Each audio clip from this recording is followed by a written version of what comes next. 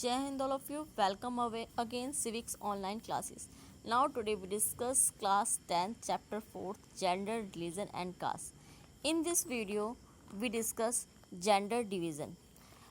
The sexual division of labor, a system in which all work inside the home is either done by women of the family and while men are expected to work outside to earn money.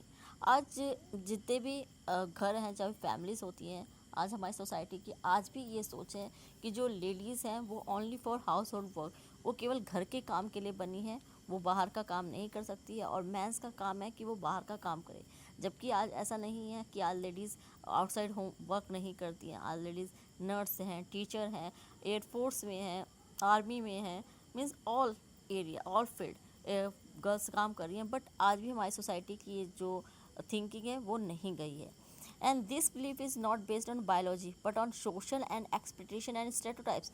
ये कोई biological difference तो God ने बनाया ही है, but आज society की और जो एक स्टेरियोटाइप्स हम बना लिया है कि हमने एक सोच बना ली है कि जो लेडीज़ हैं वो only for household work ही हैं।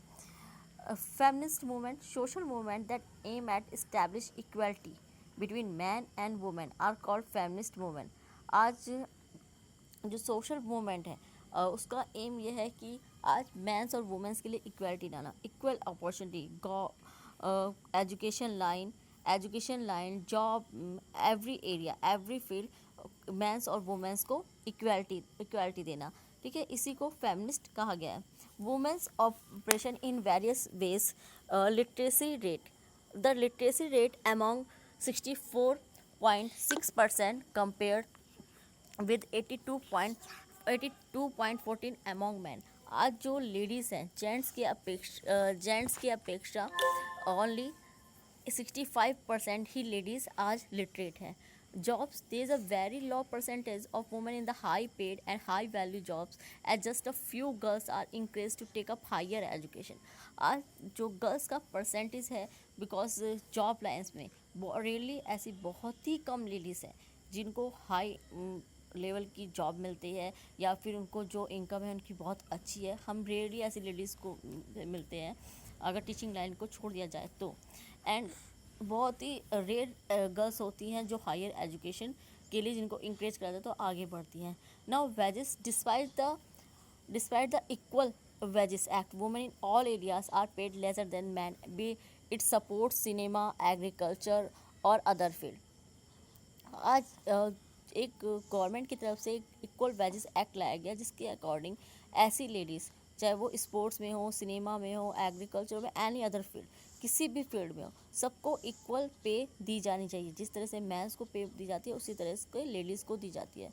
बिकॉज इस एक्ट को तब लाया गया जो भी लेबर्स होती थी या कंस्ट्रक्शन वर्क में जो वर्क करते थे या स्पोर्ट्स में हो गया, उनको मेंस की अपेक्षा उनको कम वेजेस दिए जाते थे, कम उनको पे दी जाती। इस रीज़न से इस फेमिनिस्ट मूवमेंट के आधार पे कुछ ऐसी चीज़ें करी गई गवर्नमेंट की तरफ से जिससे जो भी लेडीज़ हैं उनको भी इक्वल पे दी जाएगी मेंस की तरह। Now sex ratio, most of parents prefer boy children to girl children, female infanticide and feticide are common in our country and this has resulted in unfavorable sex ratio. आज बहुत सारे आज भी parents ऐसे हैं जो बॉय चिल्ड्रन को prefer करते हैं, जिनका मानना है कि उनके घर लड़का ही होना चाहिए, लड़की नहीं होनी चाहिए, बिकॉज वो वंश को बढ़ाता है, वो आगे करता है। ये स्टेरियोटाइप जो थिंकिंग है, इस रीज़न से बहुत सारी गर्ल्स को पेट में ही मार दिया जाता है, जन्म से पहले ही उनको मार दिया जाता है। और यही रीज़न है कि आज जो सेक्स रेशो है बॉयज़ ज़्यादा हैं और गर्ल्स कम हैं। Now social evil society in general and urban centres in particular is not safe for women and dowry harassment, physically abuse, sexual harassment are routine tales. और दूसरा रीज़न है कि लोग फीमेल चाइल्ड नहीं चाहते बिकॉज गर्ल्स की marriage करनी होती है और मैरिज करने के लिए बहुत सारे डाउरी को कलेक्ट करना होता है जो वर पक्ष की तरफ से माना जाता है। इस रीज़न से भी पेरेंट्स नहीं चाहते कि उनके घर में गर्ल्स हो।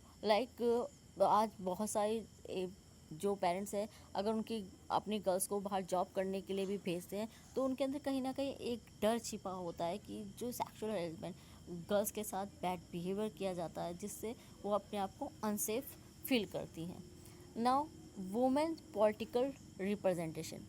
Politics representation of women in India is very low and it has never crossed 5% in any of the Vidhan Sabha and never crossed 12% in Lok Sabha.